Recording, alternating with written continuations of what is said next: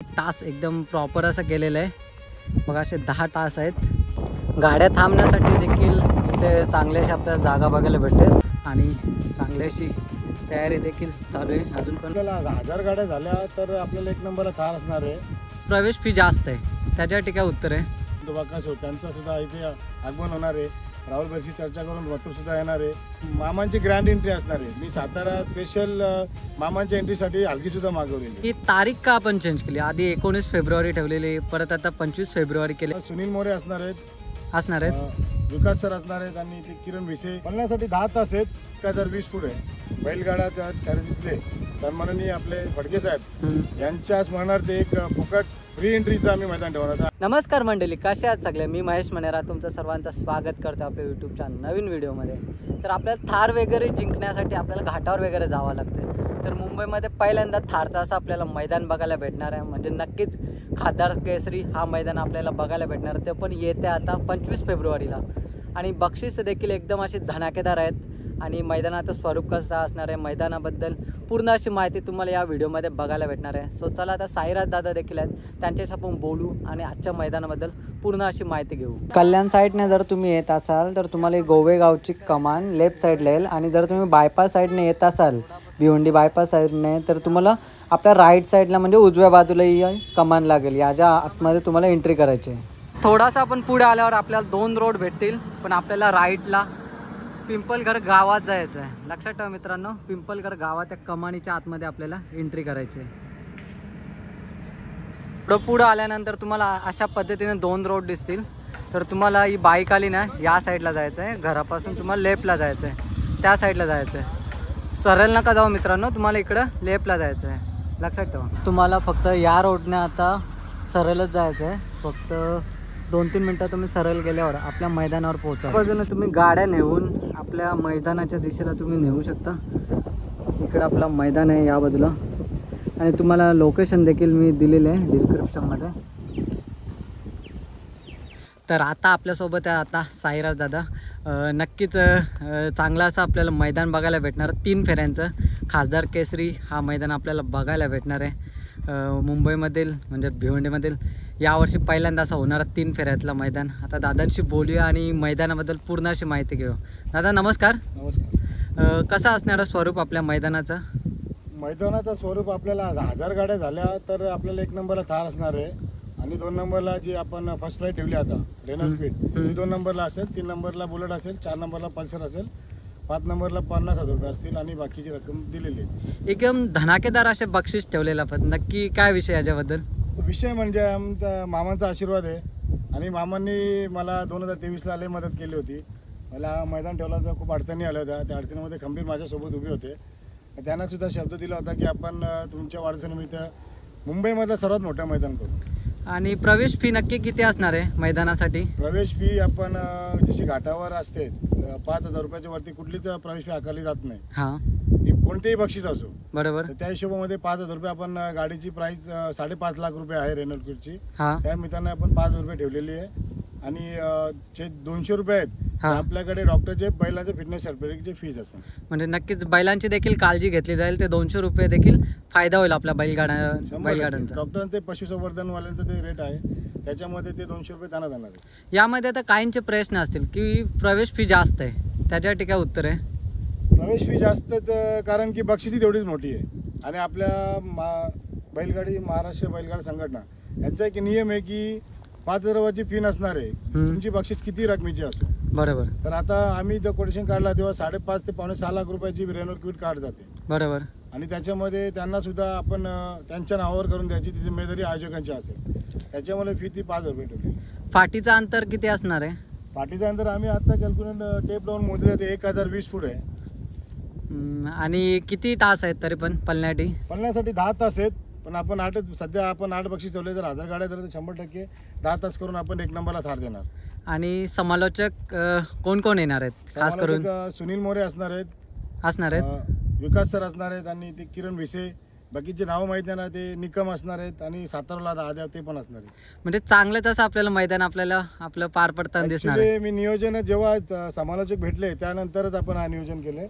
आणि मी जेव्हा आपले फडके दादा सरकार फडके कंपनी यांच्या भेटीसाठी निमंत्रणासाठी गेलो हां तेव्हा गुरुनाथ शेठ सुद्धा बोलले की त्यांना आणायची जिम्मेदारी माझी.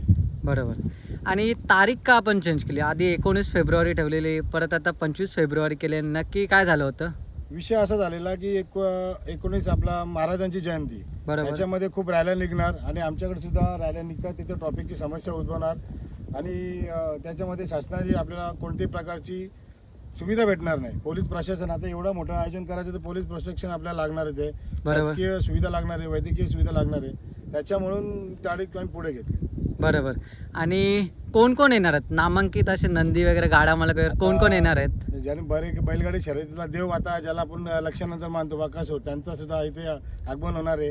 राहुल बैरशी चर्चा करून मथुर सुद्धा येणार आहे. मांगडे तात्यांशी पण आम्ही संपर्क केला, शिवाले आबीशी संपर्क केला, त्यांची सुद्धा बैल पळायला येणार आहे. आणि समजा घाटावरून या लांबून येणाऱ्या गाडा मालकांसाठी, त्यांच्या नंदींसाठी कशी सेवा असणार आहे आपली?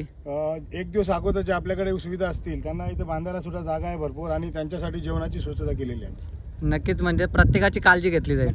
एवढा मोठा आयोजन आहे, 100% शेवटच्या आपला जो गाडा मालक आहे त्याच्यापर्यंत माझी सेवा पुरायची काळजी असणार आहे. आणि आता तयारी कशी चालू आहे? कारण मी बघतोय पूर्ण अशी तयारी झाली, फक्त बॅरिकेड्स बाकी आहेत आणि थोडंफार आपलं काम बाकी आहे. हा बॅरिकेडचा असा विषय झाला की बॅरिकेड तिथे क्रिकेटच्या मॅचेस चालू आहेत, हा त्याच्यामुळे ते बॅरिकेड आले ना, आज संपतील, 2 दिवसात आमचं बॅरिकेडचं सुद्धा काम चालू आहे. बरं. आणि प्रेक्षकांसाठी कसं काय असणार आहे? कारण की प्रेक्षक आणि आपल्या याच्यात मैदानात येऊ नये यासाठी कसली काळजी त्यासाठी घेणे? आमचे व्हॉलंटियर आहेत आणि आम्ही बाउन्सर सुद्धा मागवलेले आहेत आणि आम्ही पोलीस प्रशासनाशी संबंधित साधून त्यांना सांगितलं की ही जिम्मेदारी तुमची आहे, कारण की आम्ही 2 ॲम्ब्युलन्स सुद्धा ठेवलेत. आम्ही फक्त तुम्हाला हॉस्पिटलपर्यंत नेण्याचं काम करू शकतो, वैद्यकीय सुविधा ते तुम्हाला घरचे करणार आहेत. कसं आहे, आज तुमच्या जिम्मेदार तुम्हाला मैदान बघायचे. बरोबर. हा जो मैदान आहे आज समोरून बघण्याचा नाहीये, हा बरोबर. बाजूला उभं राहून बघण्याचं मैदान आहे. बरोबर आहे. दादा, मग आपल्या लाडक्या खासदार साहेबांची उपस्थिती आपल्याला कधी बघायला भेटणार आहे मैदानात? खासदार साहेब आता दिल्लीला आहेत, तर दिल्लीवरून आले की त्यांच्याशी भेट करून आम्ही शक्यतो ते आपल्याला फायनलच्या दिवशी भेटणार आहे. फायनलच्या दिवशी भेटणार आहे. 3 ते 5 वाजेपर्यंत खासदार साहेब येतील. म्हणजे नक्कीच मैदानाला अजून एक रौनक वेगळी असेल खासदार नाही, साहेब. मामांची ग्रँड एंट्री असणार आहे. मी सातारा स्पेशल मामांच्या एंट्रीसाठी हलगी सुद्धा मागवलेली आहे. बरोबर आहे. म्हणजे मामांची म्हणजे एंट्री. आपण जो मैदानाचा लुक ठेवले पूर्णपणे सातारा पुणेरी लुक ठेवलेले आहे.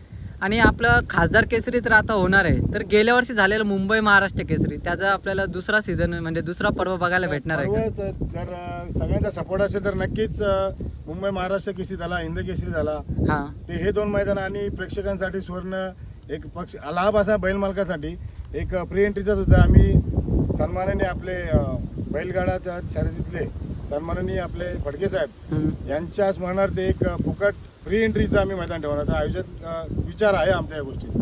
नक्कीच ही देखील तुमचं जे आयोजन आहे ते नक्कीच पूर्ण होईल आणि प्रत्येक गाडा मालकाचा यामध्ये फायदा होईल. आणि ते बैलांना बांधण्यासाठी जागा वगैरे कशी आहे? बैलांना बांधण्यासाठी तुम्ही बघू शकता, पूर्ण आमच्याकडे ताडीची झाडं आहेत, त्यांच्यामध्ये सावली आहे, कोणाला काही आणायची गरज नाही. जसं आपण घाटावर शेड आणतो बैलांसाठी, अशी पूर्णपणे अजून पुढे थोडासा पुढे गेलो तर आपण पूर्णपणे सावली आहे तिकडे. सावली मागच्या वेळेस होती मुंबई महाराष्ट्र केसरीला, त्याच पद्धतीने सगळीकडे सावली असणार. बरोबर. आणि एंट्री कशी असणार आहे इथे येण्यासाठी? एंट्री आपण जर कल्याण मधून येत असाल हा. तो गोव्या नाक्यामधून आतमध्ये यायचे, पिंपळगाव गावची कमानी हा. आहे, कमानीमधून सीधा पूर्ण गावातून पूर्ण मैदानावर यायचे. बरोबर. आणि भिवंडीमधून येणार सुद्धा तिथूनच रस्ता आहे, फक्त जाण्याचा मार्ग थोडासा वेगळा असेल, त्याची गाडा मालकांनी थोडीशी कल्पना केली. बरोबर. तर दादा, धन्यवाद माहितीबद्दल. आता आपण जरा मैदानाचा पण फेरफटका मारूया, जेणेकरून प्रत्येक गाडा प्रेमींना मैदानाबद्दल देखील आयडिया येईल. इकडे जागा पण आहे, भरपूर जागा आहे बैल थांबवायला, तुम्ही बघू शकता. आणि इथे थोडीशी झाडं न तोडण्याचं कारण काय आहे की थोडंसं ऊन असल्यामुळे बैलांना थोडीशी खाली सावली सुद्धा भेटेल. बरोबर आहे. बघा, सुंदर अशी आपण फाटी बघतोय, ते प्रत्येक तास एकदम प्रॉपर असं केलेलं आहे. बघा, असे 10 तास आहेत. 1 2 3 4 5 6 7 8 9 10 तास आहेत. आणि चांगली अशी तयारी देखील चालू आहे, अजून पण काम बाकी आहे. अशा पद्धतीने ही आपण आता या बाजूला आपण सुट्टी बघितली, इथून आपली सुट्टी होणार आहे. चला आता आपण धागेजवळ जाऊया. त्या बाजूला आपला म्हणजे धागा म्हणजे तिथं निकाल आपल्याला समजणार आहे काय आहे ते. निकालाजवळ आपण जाऊन बघूया बैलांना थांबण्यासाठी कशा पद्धतीने जागा वगैरे आहेत ती.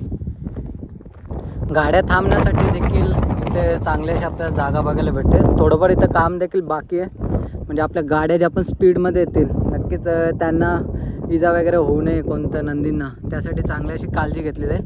इथे भरपूर असं स्पेस आहे त्यासाठी आपल्याला. बघा सुंदर अशी जागा या बाजूला नंदी बांधण्यासाठी देखील चांगली अशी सावली आपल्याला बघायला भेटणार आहे.